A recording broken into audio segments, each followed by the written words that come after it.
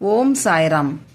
வா குழந்தையே, உன்னை பார்க்க வேண்டும், உன்னிடம் நிறைய பேச வேண்டும் என்று நான் இத்தனை நாளாக காத்திருந்தேன். வா, வந்து என் பக்கத்தில் உட்காரு. ஏன் இப்படி இருக்கிறாய்? உன் பாபா நான் உன்னையே பார்த்து கொண்டிருக்கிறேன் என்பது உனக்கு தெரியாதா? நீ உன்னை வருத்திக் கொள்ளும்போது இங்கே என் இதயம் வலிக்கிறது அம்மா. உன்னை கஷ்டப்படுத்துவதற்காகவா நான் உன்னை இந்த பூமிக்கு அனுப்பினேன்? இல்லை குழந்தையே, இல்லை. உன்னை பார்த்து கொள்ள, உன் சுமைகளை தாங்கிக் கொள்ள நான் இருக்கும் பொழுது நீ ஏன் உன் உடம்பை கெடுத்துக் கொள்கிறாய்? சரியான நேரத்திற்கு சாப்பிடுவதில்லை, கண்ணில் தூக்கமே இல்லாமல் ஏதோ ஒன்றை நினைத்து உருகிக் கொண்டிருக்கிறாய். இது சரியல்ல மகளே. இந்த உடம்பு நான் உனக்கு கொடுத்த ஒரு ஆலயம். இதை ஆரோக்கியமாக வைத்துக் கொள்வதுதான் நீ எனக்கு செய்யும் முதல் பக்தி. நீ எனக்கு முக்கியம். உன் ஆரோக்கியம் அதைவிட எனக்கு முக்கியம். பல நேரங்களில் நீ எனக்காகவோ அல்லது உன் குடும்பத்திற்காகவோ சூழ்நிலைகளுக்காகவோ உன்னை மறந்து ஓடுகிறாய். ஆனால் ஒன்றை நன்றாக புரிந்து கொள். உடம்புதான் எல்லாவற்றிற்கும் அடிப்படை. சுவர் இல்லாமல் சித்திரம் வரைய முடியாது மகளே. இந்த உடம்பு நன்றாக இருந்தால்தான் உன்னால் உன் கடமைகளை செய்ய முடியும். என் மீது பக்தியோடு இருக்கவும் முடியும். எனக்கு தெரியும் குழந்தையே, நீ ரொம்ப சோர்ந்து போயிருக்கிறாய். உனக்குள்ள நிறைய வலி இருக்கிறது. யார்கிட்டையும் சொல்ல முடியாத அளவுக்கு வலி. என் கண்ணே, முதலில் நான் உன்னிடம் சொல்ல வேண்டியது ஒன்று இருக்கு. நீ அமைதியாக அமர்ந்து என் குரலை கேள். இந்த வார்த்தைகள் உன் மனதிற்காக மட்டுமல்ல, உன் உடலுக்காகவும். நான் தினமும் உன்னை பார்த்து கொண்டிருக்கிறேன்.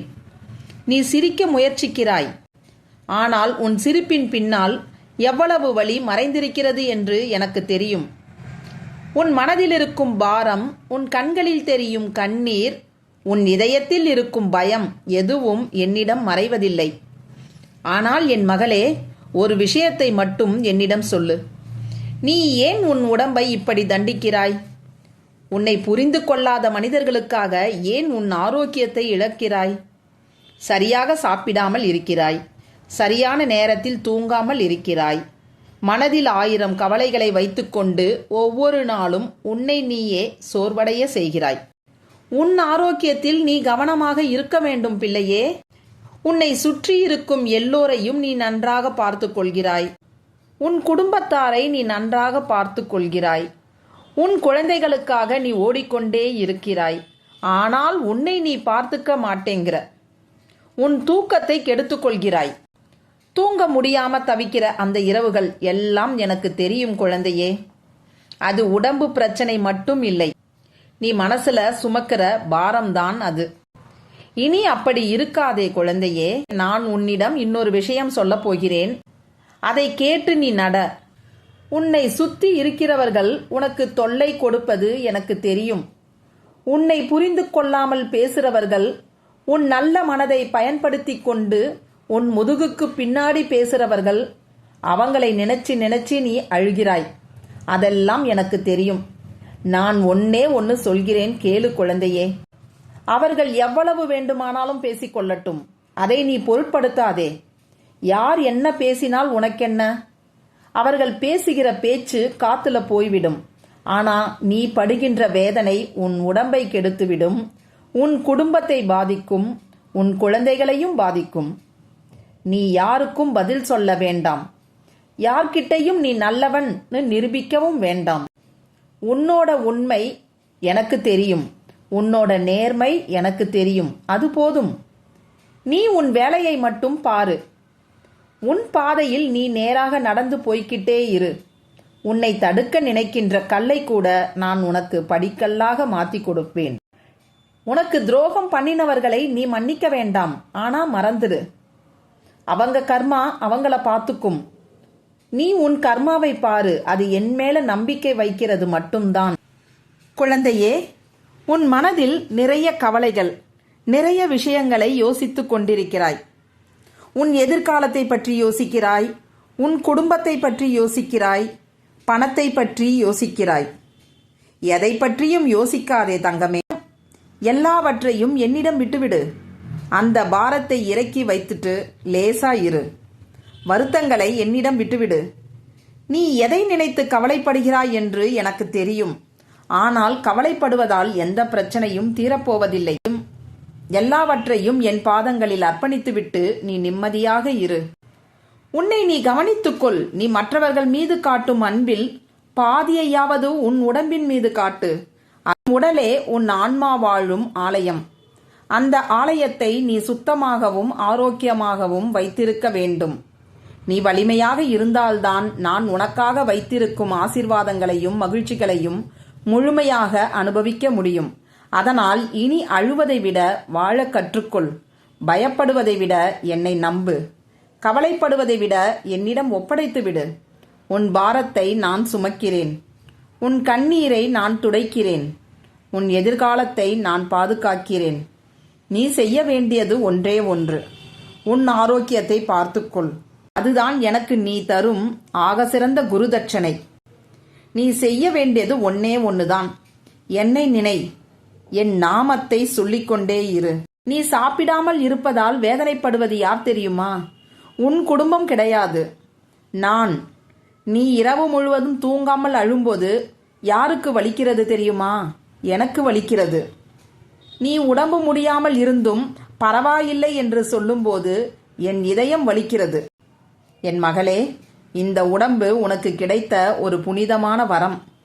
அதை நீ பாதுகாக்க வேண்டும். உன்னை பற்றி கவலைப்படாதவர்களுக்காக உன் உயிரை நீ வதைக்க வேண்டாம். உன்னை பற்றி தவறாக பேசுபவர்களுக்காக உன் உணவை தவிர்க்க வேண்டாம். உன்னை மதிக்காதவர்களுக்காக உன் தூக்கத்தை இழக்க வேண்டாம்.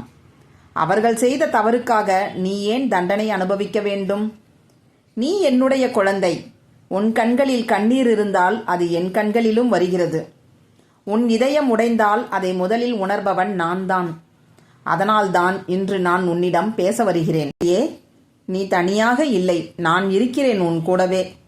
உன் நிழலாக என்றும் நான் இருப்பேன். நீ கீழே விழும்பொழுது தூக்கிவிடவும், நீ அழும்பொழுது தோள் கொடுக்கவும் நான் இருக்கின்றேன். இந்த கஷ்டம் கொஞ்சம் நாள்தான். இருட்டு சீக்கிரம் முடிந்து விடியல் பிறக்கும். உனக்கான விடியல் மிக அருகில் இருக்கிறது. நானே உனக்காக அதை கொண்டு வருவேன். நீ நம்பிக்கையை மட்டும் விட்டுவிடாதே. எனக்கு நீ எதுவும் செய்ய வேண்டாம். பெரிய பெரிய பூஜை செய்ய வேண்டாம், மந்திரம் செய்ய வேண்டாம். மனதிற்குள்ளேயே சொல்லிக் கொண்டிரு. ஓம் சாய்ராம், ஓம் சாய்ராம், ஓம் சாய்ராம் என்று என் நாமத்தை சொல்லிக் கொண்டிரு. நீ தூங்கும் போது, நீ நடக்கும் பொழுது, நீ வேலை செய்யும் பொழுது, உன் மனசு வலிக்கும் பொழுது சொல்லிக்கொண்டே இரு. ஏனென்றால் என் நாமம் ஒரு மருந்து குழந்தையே. அது உன் உடம்பு வலியை குணமாக்கும், மனசு வலியையும் குணமாக்கும். உன்னை சுற்றி ஒரு பாதுகாப்பு வளையத்தை உருவாக்கும். எந்த தீய சக்தியும், எந்த கெட்ட சக்தியும், எந்த திருஷ்டியும் உன்னை நெருங்காது.